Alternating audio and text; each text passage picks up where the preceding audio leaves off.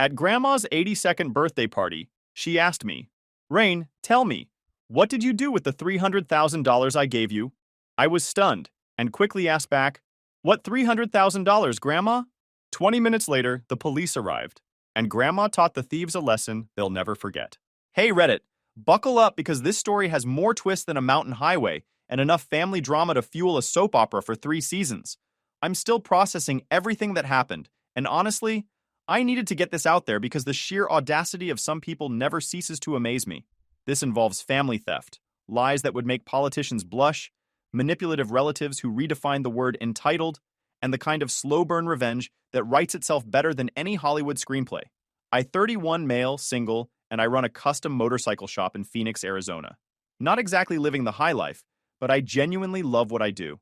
There's something magical about taking a rusty, broken down hunk of metal and transforming it into a roaring piece of mechanical art that purrs like a tiger and looks like it belongs in a museum.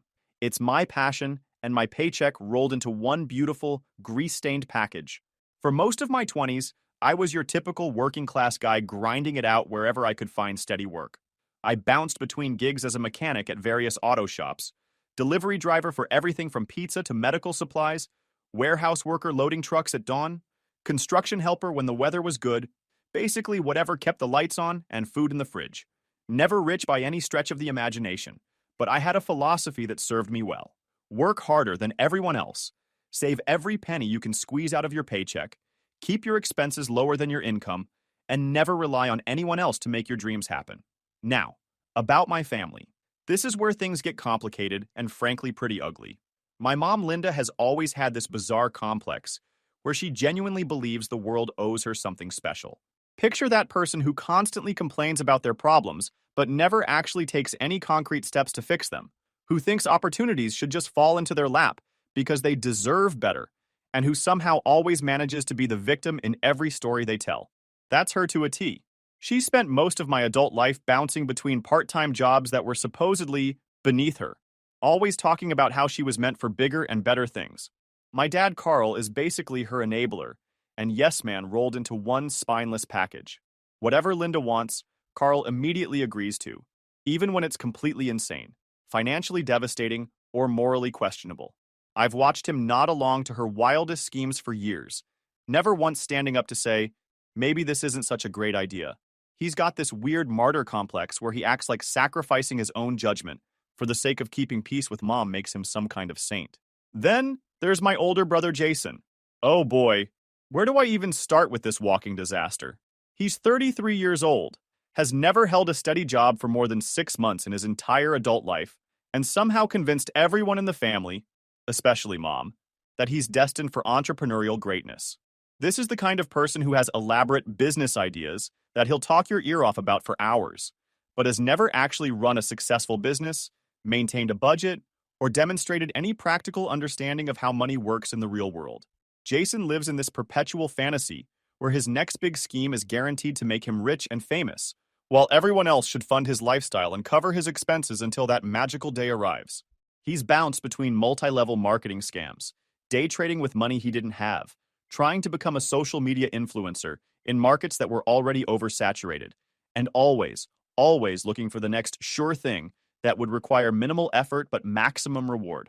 The guy is basically a walking, talking advertisement for why lottery tickets are a tax on people who can't do math. But here's the thing that made this whole situation so much more painful.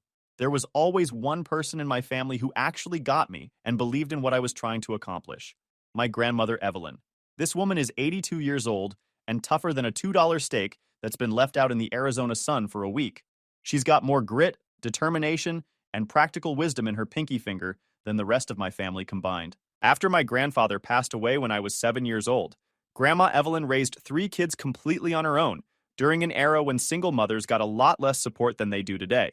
Not only did she manage to keep the family together, but she built and successfully ran a small trucking business for 30 years before retiring. We're talking real old-school work ethic here. Up before dawn, working until after dark, never taking shortcuts, and always treating people fairly even when they didn't return the favor. Grandma was the only person in my family who ever truly believed in me and my ability to make something of myself. When I was struggling to figure out my place in the world, bouncing between dead-end jobs and feeling like I was never going to amount to anything, she'd sit me down and say, "Ryan, you've got good hands, a good heart, and a good head on your shoulders. Keep working, keep saving, keep learning, and the right opportunities will come along when you're ready for them." She was absolutely right, but unfortunately, work kept me so busy that I couldn't visit her as much as I wanted to. Phoenix to Dallas isn't exactly a quick weekend trip, and taking time off meant losing money I couldn't afford to lose. Last summer, right around the beginning of July, Grandma called me with an invitation that made my whole week. She was planning her 82nd birthday party for the following weekend and wanted me to come to Dallas to celebrate with the whole family. I was absolutely thrilled because I'd just finished the biggest, most challenging, and most lucrative project of my career up to that point. A tech executive from Scottsdale had hired me to build him a completely custom Harley-Davidson from the ground up. We're talking a bike that nobody else in the world had. Custom frame geometry, hand-fabricated fuel tank, one-of-a-kind paint job that took 3 weeks just to design, performance modifications that pushed the engine to its absolute limits while still being street legal. The guy had very specific ideas about what he wanted, an unlimited budget, and the patience to let me take the time to do everything perfectly.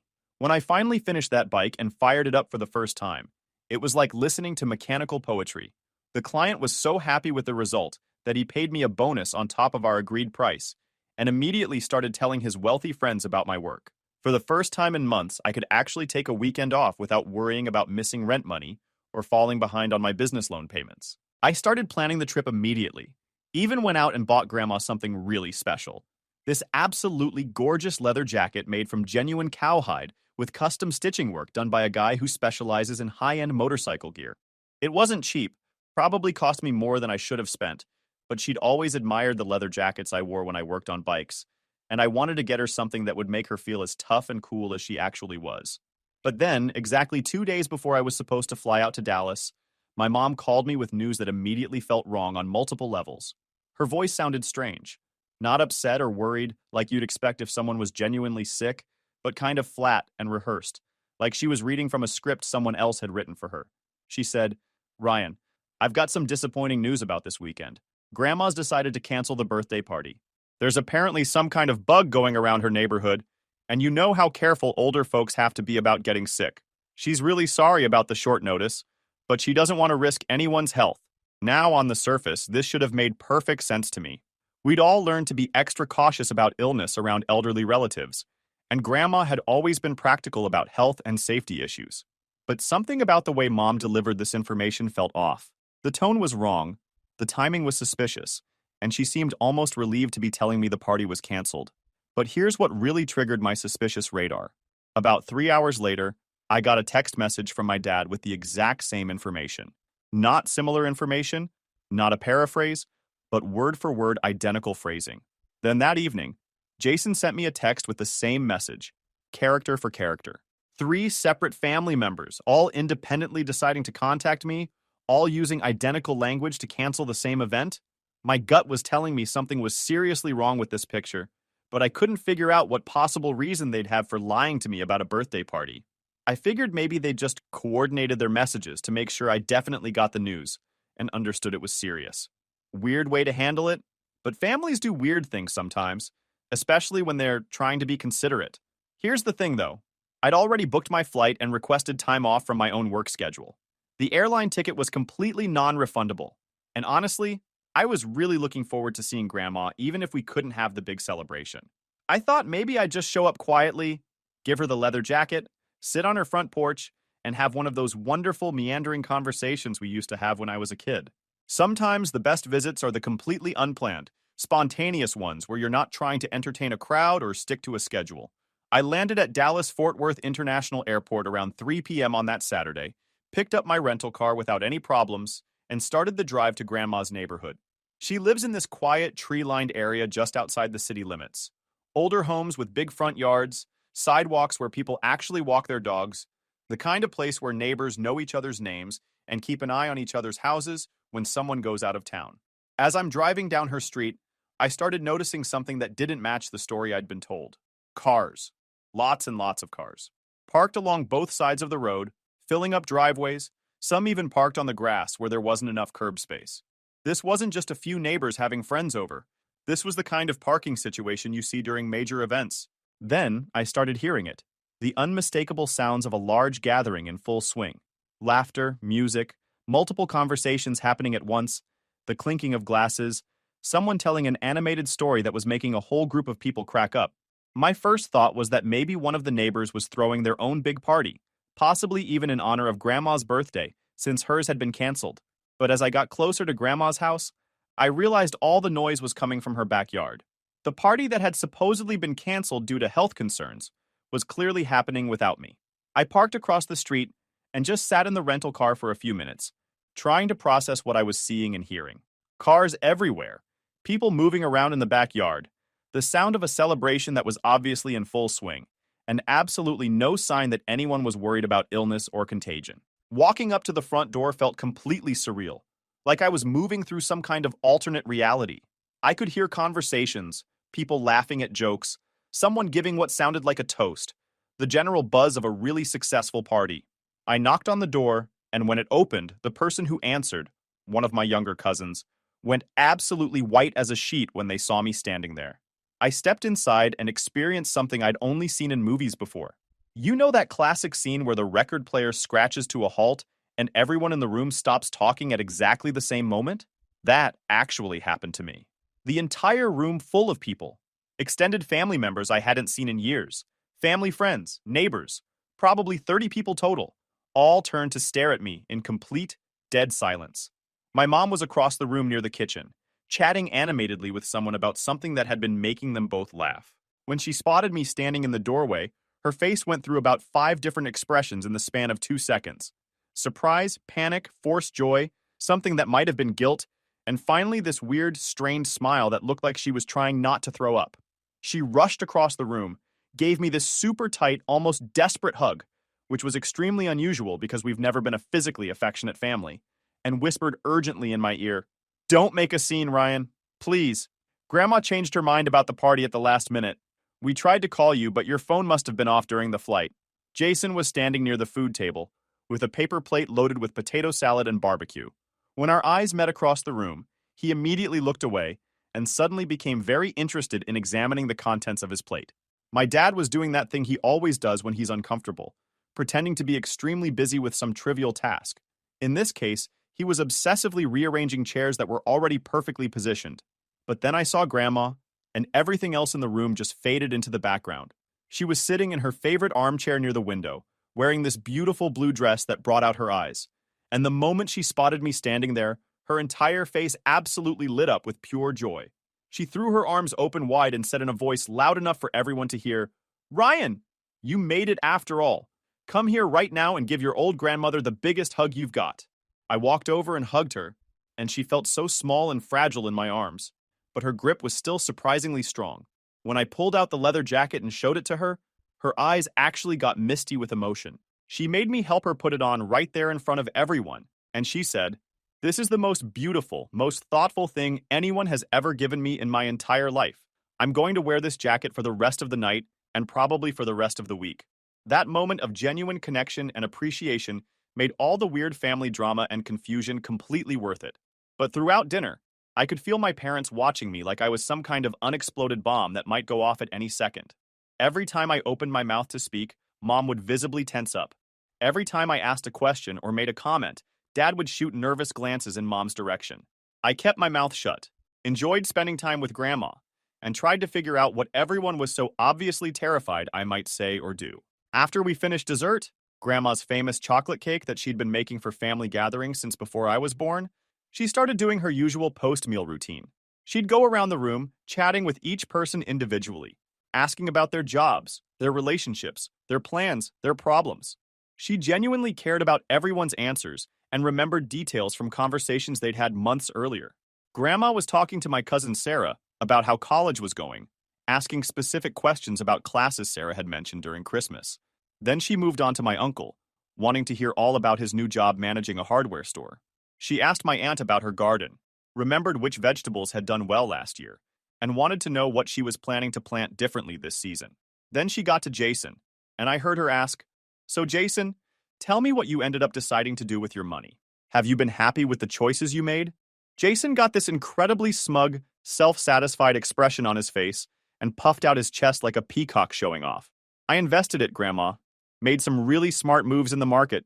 Already seeing some solid returns on my investment. It was definitely the right call. I'm sitting there thinking, what money is he talking about?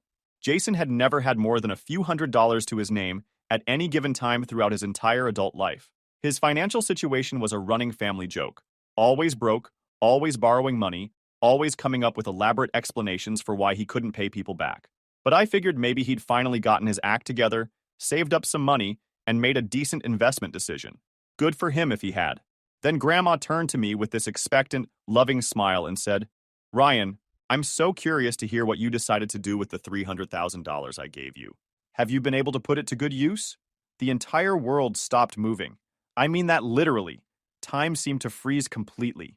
$300,000? I thought for sure I'd misheard her. Maybe she'd said $3,000 or $30,000 or some number that would make sense in the context of my actual life. But no, she had clearly and distinctly said $300,000. My brain was trying to process this information and failing completely, like a computer trying to run software it wasn't designed to handle. Before I could even begin to formulate a response, my mom grabbed my hand under the table with a grip so tight that my knuckles actually popped. She immediately jumped into the conversation and said, Oh, Ryan hasn't made any decisions about that yet. He's being very careful and thoughtful, taking his time to consider all his options before making any major moves. But Grandma has never been the type of person you can easily deflect or distract when she wants to hear from someone specific. Her eyes sharpened with the kind of focus that had made her successful in business for 30 years, and she looked directly at me with an expression that brooked no interference. I'm asking Ryan, Linda, not you. I pulled my hand free from my mom's painful death grip and said, Grandma, I'm really confused. What $300,000? I've never received any money from you. I think there might be some kind of mistake or misunderstanding here. The silence that followed my words was so complete and profound that I could literally hear the air conditioning unit cycling on in another room. You could have heard a pin drop on carpet. Every single person at that table was staring at either me or my parents, and the tension in the air was thick enough to cut with a knife. Grandma's expression went through a series of changes: confusion, concern, dawning realization, and finally something that looked like cold, controlled anger. It wasn't pretty. Grandma slowly turned her attention to my dad, and when she spoke, her voice was calm and measured, but there was steel underneath every word. Carl, I think you'd better explain to me where Ryan's money is. Right now. My dad started stammering like a teenager who'd been caught sneaking in past curfew with his clothes on backwards. Well, you see, Mom, there was this situation that came up, and we thought, we were planning to. It's not what it looks like. My mom decided this was the perfect time to deploy the waterworks. Suddenly, she was crying, dabbing at her eyes with a napkin, talking through fake sobs about how they were just trying to protect my money and make sure it was being handled responsibly. Jason had apparently decided that the ceiling was the most fascinating architectural feature he'd ever encountered, and was refusing to make eye contact with anyone in the room. Grandma let them flounder around with their non-explanations for about 30 seconds, then turned to my uncle and said in a voice that could have cut glass, "Call the police, now." That's when my parents dropped to their knees. Literally fell to their knees right there in front of everyone, like they were auditioning for some kind of dramatic soap opera. My dad said, "We didn't steal anything. We would never steal from family. We just borrowed the money temporarily for an investment opportunity that was going to benefit everyone." Once that dam burst, the whole sordid story came pouring out like water from a broken pipe. Last Christmas, Grandma had made a major financial decision that none of us grandchildren had known about. She'd sold a significant portion of her old trucking yard property to a commercial development company, and had decided to use the proceeds to help out her grandchildren while she was still alive to see them benefit from her generosity. She'd given each of her grandchildren $300,000, a life-changing amount of money that could pay off student loans, serve as a down payment on a house, start a business, or provide financial security for years to come. It was an incredibly generous, thoughtful gift from someone who had worked hard her entire life and wanted to share the fruits of that labor with the people she loved most.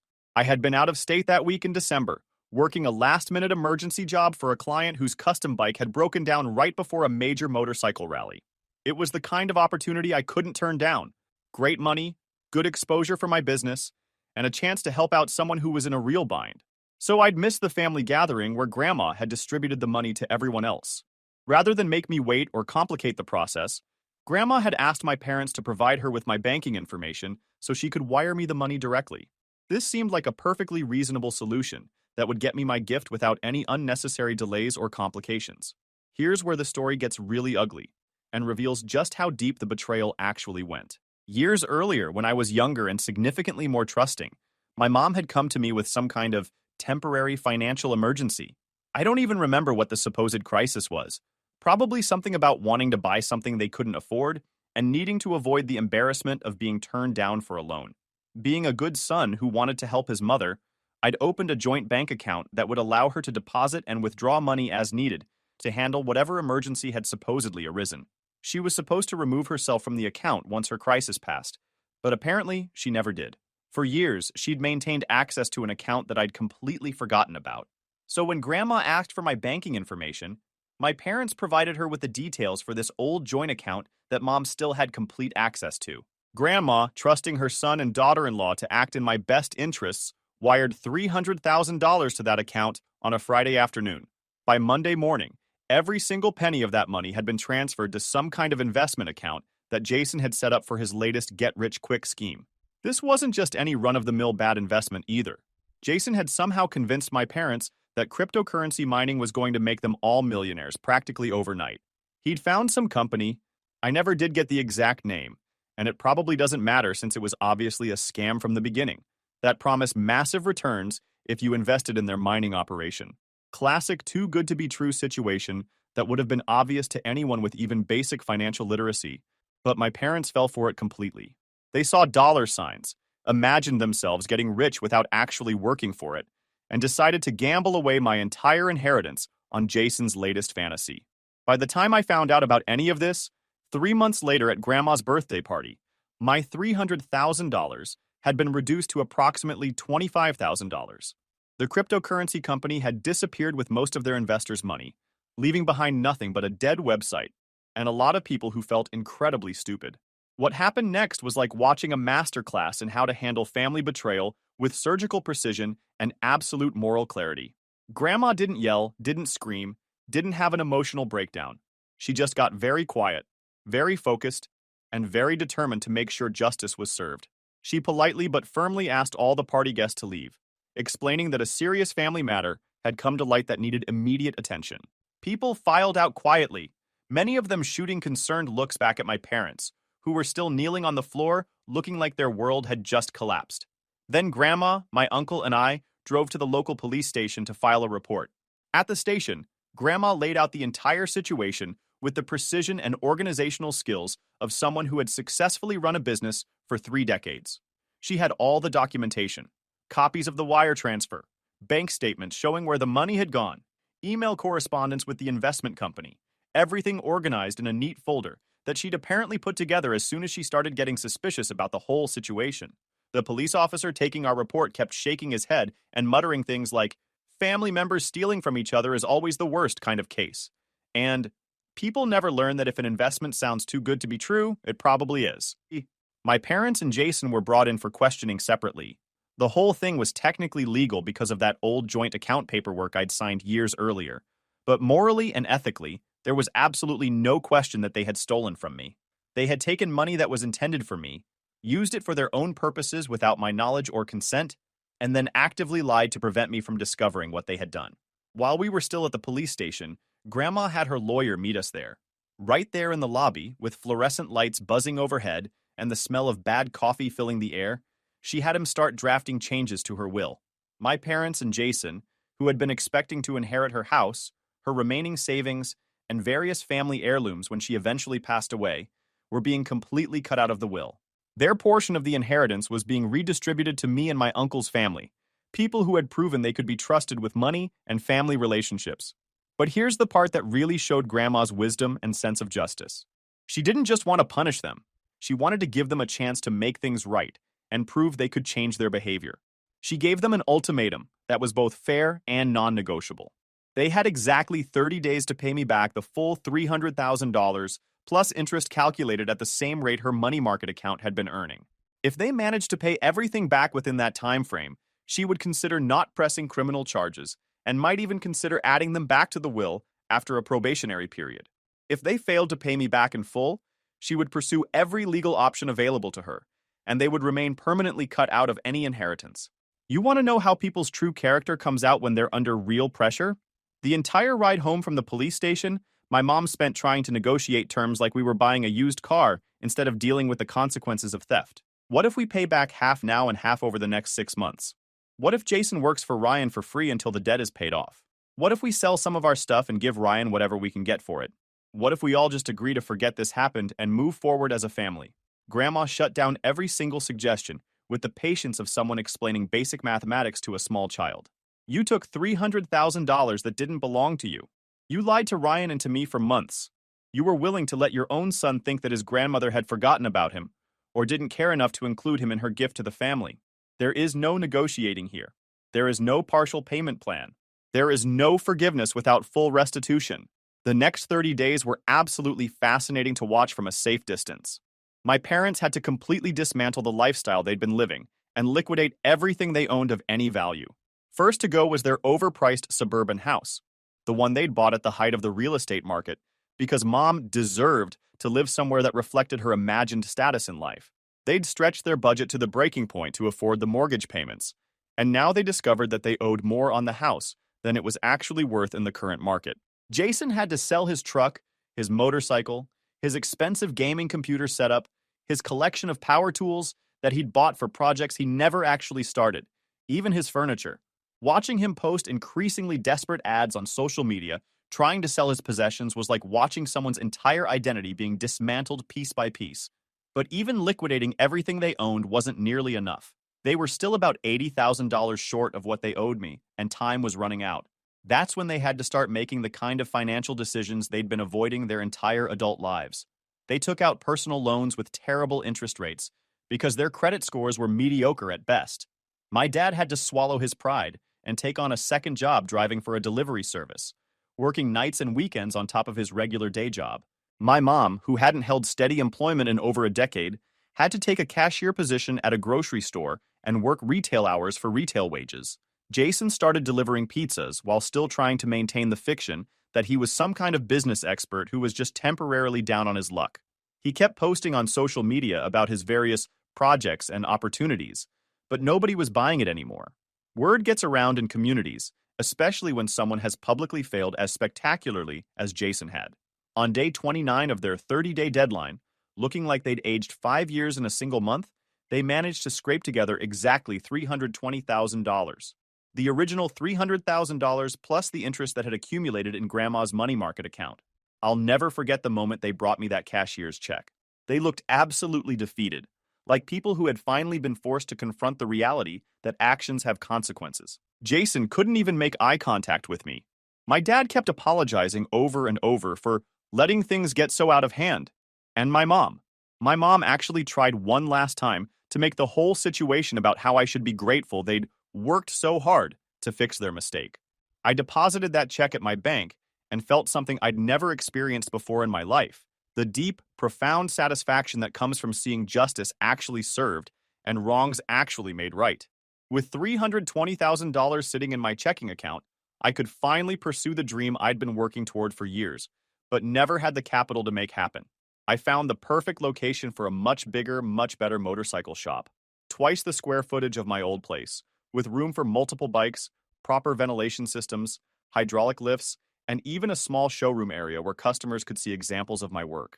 Meanwhile, my parents and Jason were discovering what life looked like when you actually had to face the consequences of your poor decisions.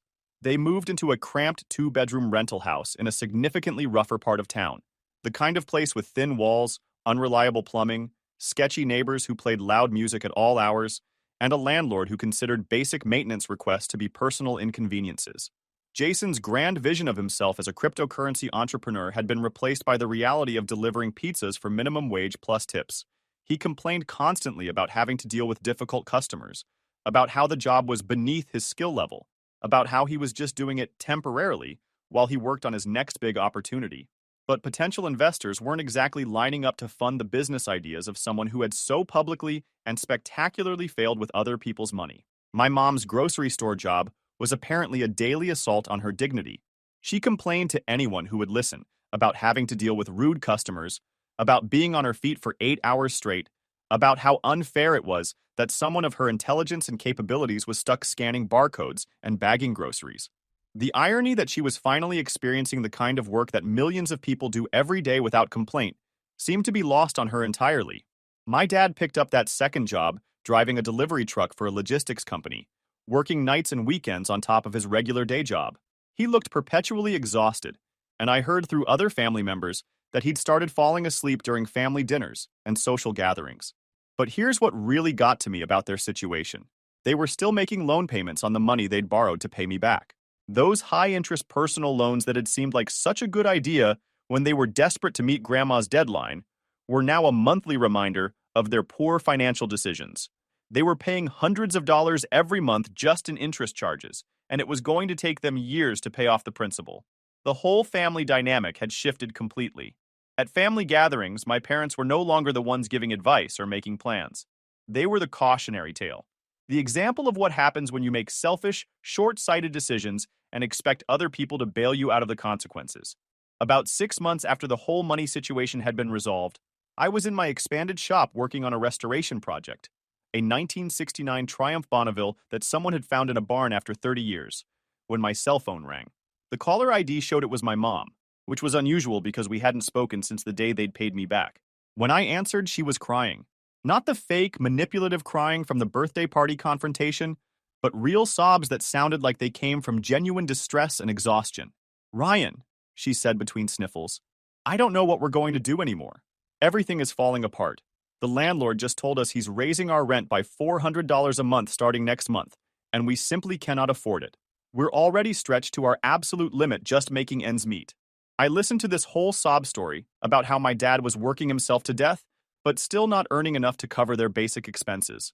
How Jason was struggling to find better employment because his reputation in the community had been damaged. How she was so physically and emotionally exhausted from her retail job that she could barely function when she got home at night. Then came the punchline that I should have seen coming from a mile away. "You're doing so well now with your business and everything. The shop looks amazing. You're obviously making good money, and you've got your life completely together. I think it's time you started giving back to your family. We need you to help us with this rent increase so we don't end up homeless." I actually laughed out loud. I couldn't help it. The sheer, breathtaking audacity of the request was almost admirable in its complete lack of self-awareness. "Let me make sure I understand this correctly," I said, still chuckling. "You stole $300,000 from me, lied to my face about it for months, tried to cover it up by lying about Grandma's birthday party, and only paid me back when you were threatened with criminal prosecution. And now you want me to give you money because you're having financial difficulties. We didn't steal it, Ryan. We borrowed it for what we thought was a good investment opportunity that would benefit the whole family. A family investment that I knew nothing about, didn't consent to, and received no benefit from. Well, if you had been more involved with the family and more available for discussions, maybe we could have talked to you about it beforehand. Mom, you literally lied to me to keep me away from Grandma's birthday party because you were terrified I would find out what you had done with my money." She went quiet for a minute, probably trying to come up with another angle to make this somehow my fault. Then she said, "Look, Ryan, I know we made mistakes, but family is supposed to help family when times get tough. We made things right with you. We paid back every penny with interest. Can't you find it in your heart to forgive us and help us out now that you're in a position to do so? Family doesn't steal from each other, Mom. Family doesn't lie to each other. Family doesn't try to manipulate and guilt each other into enabling their poor decisions. You taught me exactly what kind of family you are. Now you have to live with the consequences of that lesson." And I hung up on her.